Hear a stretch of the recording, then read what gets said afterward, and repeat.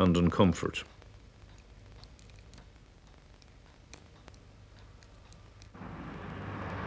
Carndonagh, or Carn to the local people, stands on the crossroads to Malin Head, an ancient Christian place as the cross of St. Patrick testifies.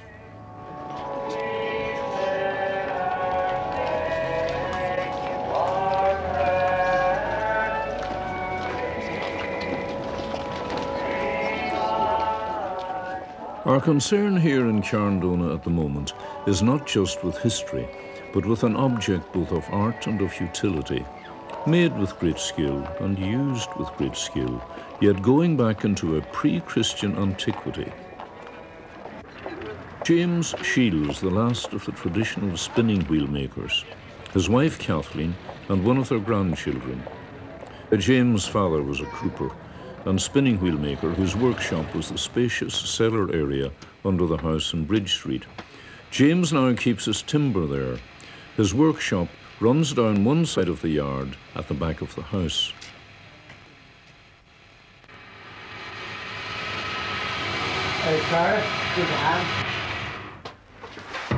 James is helped by his youngest son, Charlie, who is also his apprentice. They make the treadle or low Irish wheel, which, because of its popularity and widespread use in this county, is also known as the Donegal wheel.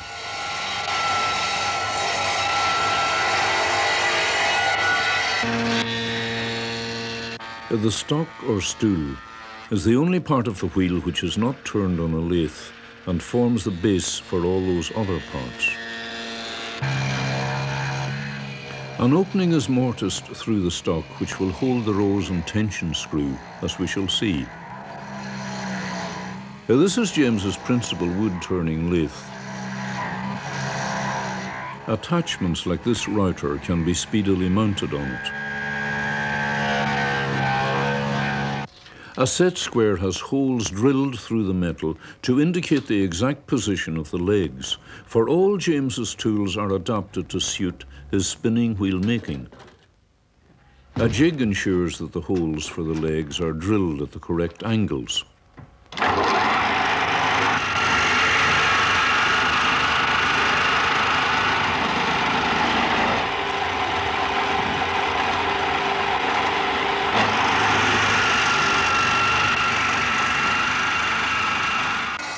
Wood that is used for the legs has the corners removed for ease of turning.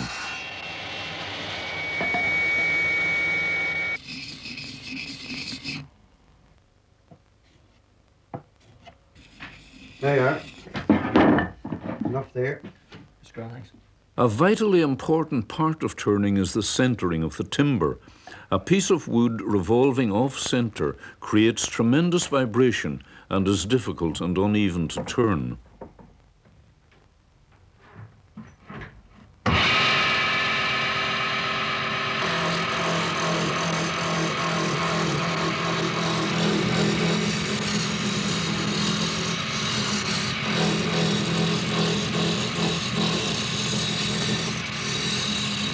A large half-round gouge is used for the rough turning, removing the surplus wood and turning the piece into a cylinder.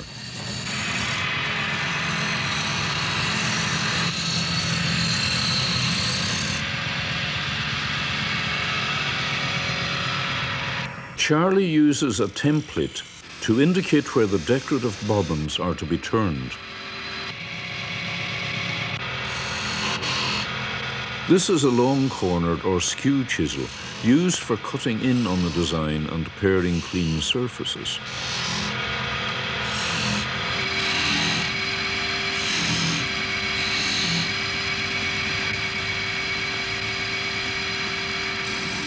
The gouges must also be presented to the timber, so they are cutting the wood efficiently, throwing off good shavings.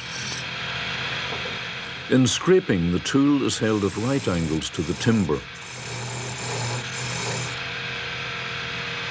The rest acts as a support and helps to maintain the cutting angle of the tool.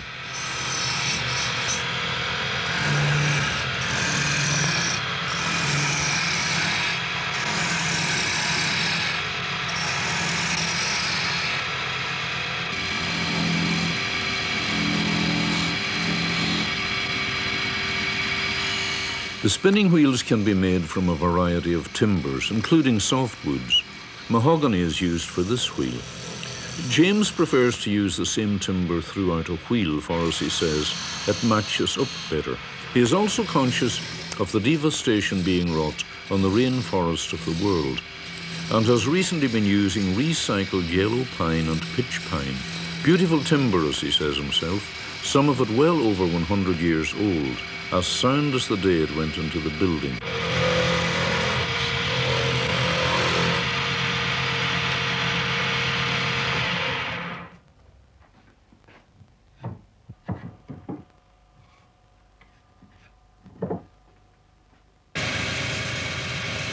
Many wood turners use a handful of shavings instead of sandpaper.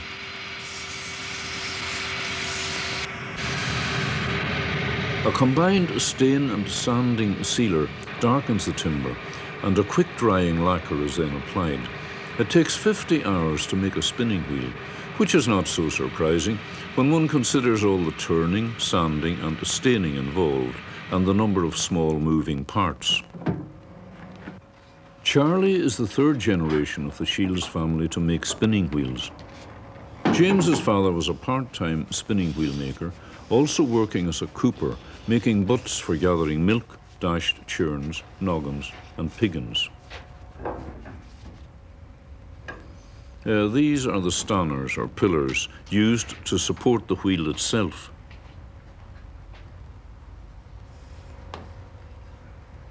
The footboard or treadle supplies the drive to the wheel through the jinking string or pitman.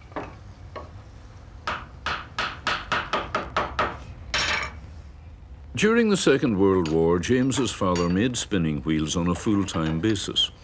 The war also provided a new source of materials for the spinning wheels. Convoys of ships rounding Malin Head were frequently torpedoed by German submarines, and their cargoes, which were often timber, and the wooden parts of the ships themselves were washed ashore. James well remembers walking the beaches with his father around the Isle of Doe and Kilmany, and finding baulks of fine mahogany and oak, which they brought home and had sawn up. How are you getting on now? Oh, just going to draw a hole now to the footboard. Make sure you get them angles there right, you know? Right. The metal pins embedded in the ends of the treadle shaft are inserted into these holes in the legs to secure it.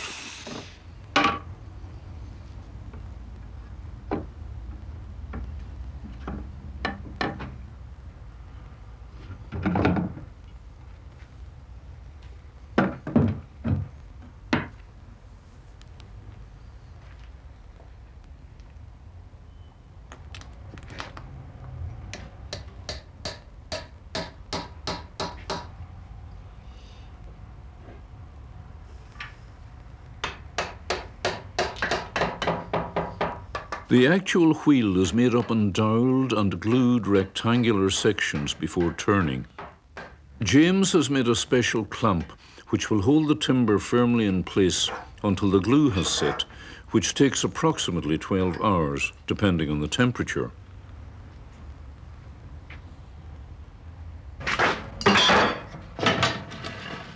James Shiels' machinery has cost him very, very little indeed. It has come mostly from scrapyards, by his keeping an eagle eye open as to what might be useful and could be easily adapted. Even this band saw was picked up for a bargain price.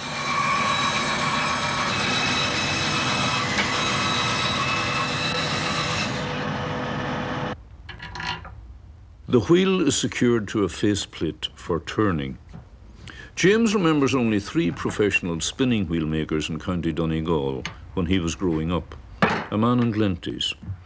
Then James Lynch and his own father, who served as time to James Lynch, both lived in Carndonagh.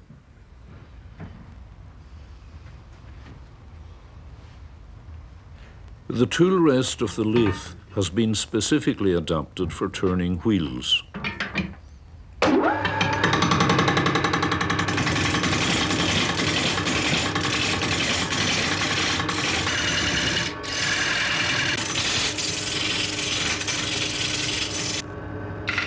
A check to make sure it is running true. James turns the channels to contain the two separate driving bands.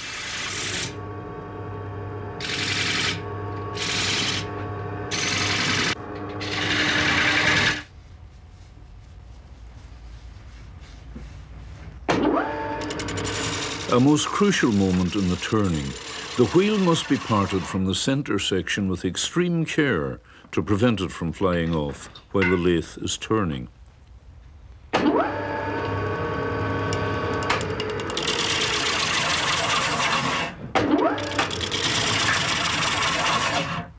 She's pretty near now.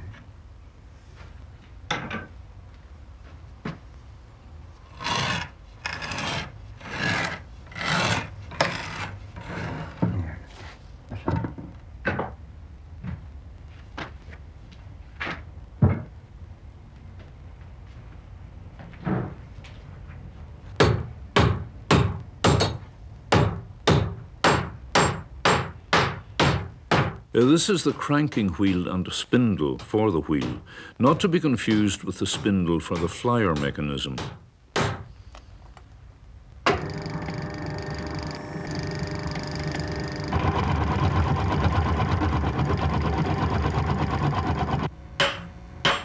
The spindle is driven through the nave of the wheel before turning.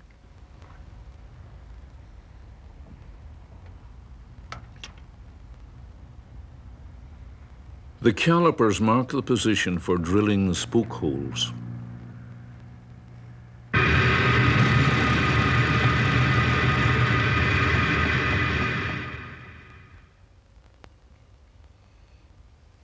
The carriage maker and the spinning wheel maker share a common terminology: the nave, the centre of the wheel, the spokes and the rim. James remembers being told that wheelwrights also made spinning wheels in County Donegal. The spokes for the wheel are not socketed into the rim like a carriage wheel. They are trimmed at an angle because the rim is slightly dished, and the spokes are held in place by tension and a small metal pin.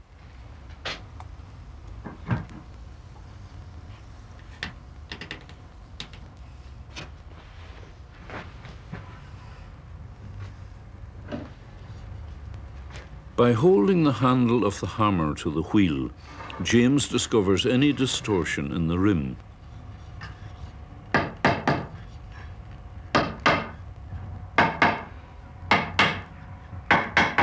During the early 1950s, the craft of spinning wheel making had completely died out in Donegal. As James says, you couldn't give one away. He worked as a carpenter in Scotland at that time, and his three brothers still live over there. He began to get the odd occasional request for a spinning wheel. Gradually, the business began to come back. The revival began in earnest about 1968, and soon he was back as a full-time spinning wheel maker. James goes to Mickey McCormick, the local blacksmith, to have the spindles made. You want some of these done now straight away? Ah, if you could, yeah. Great but last night. Wasn't out very much. No, yeah. Very busy these days. Oh, kept going, Kept going. Mind your eyes now. Well, what? The spindle is constructed of a length of round, solid steel, a washer, and a short length of tubular steel, through which the yarn will pass as it is spun. The various parts of the flyer mechanism are mounted on the spindle, such as the flyer, bobbin, and spindle whirl.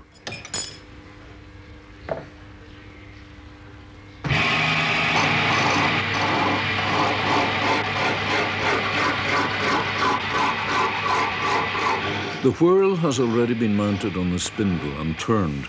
The metal parts are filed down and sanded, so no rough particles remain that could snag the spinning wool.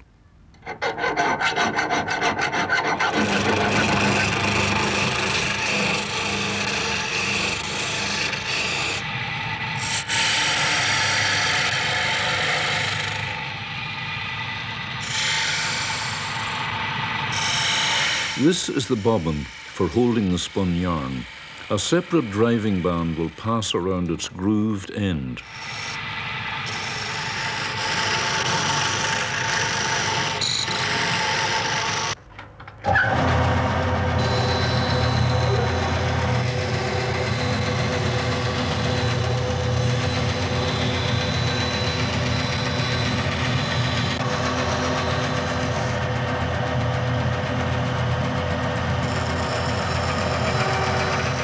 The flyer is the U-shaped piece of wood that distributes the yarn onto the bobbin. The design for the flyer and bobbin mechanism may have evolved from silk spinning, but Leonardo da Vinci is often credited with its invention, although his design does not appear to have been put into practical use.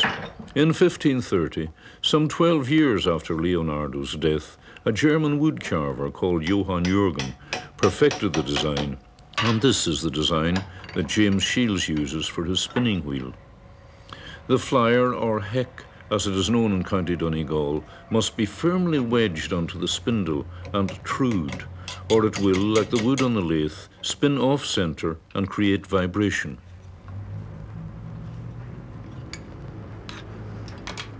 The bobbin is slipped onto the spindle, and next the spindle whorl, which is screwed anti-clockwise onto the threaded spindle, so that when driven clockwise, the whorl will not unwind. These hooks on the opposite side of the flyer, or heck, help to distribute the yarn onto the bobbin.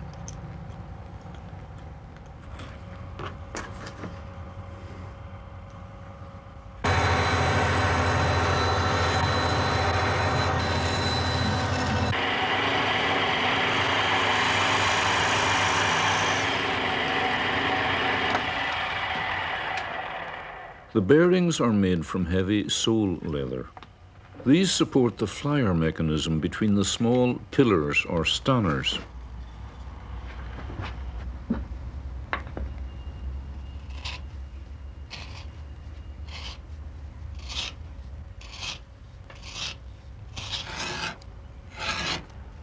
This is not a giant pencil sharpener, though it works roughly on the same principle.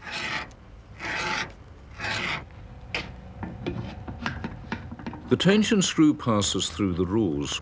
This screw allows the tension of the driving bands to be adjusted. The flyer unit, made up of the mother of all, the small pillars and the flyer.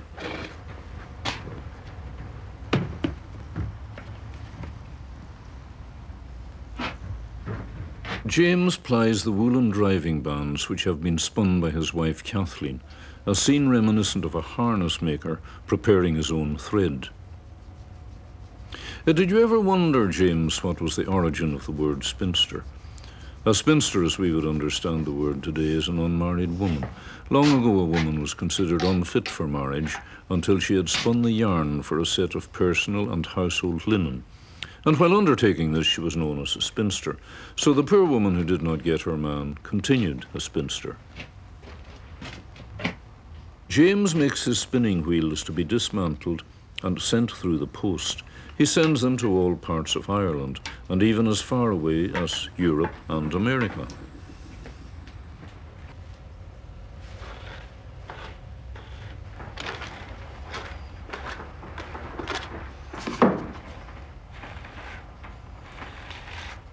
James makes carders for sale, as well as spinning wheels, for, as the old song goes, you can't have one without the other.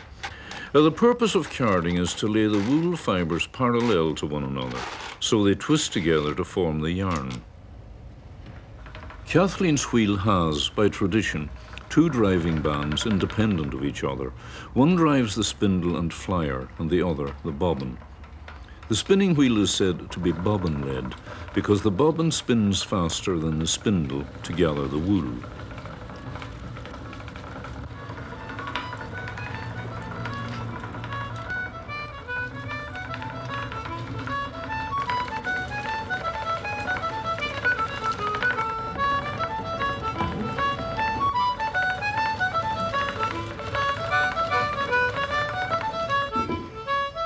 James is perhaps one of the last traditional spinning wheel makers, or is he? Hopefully young Charlie will continue the craft and the family tradition.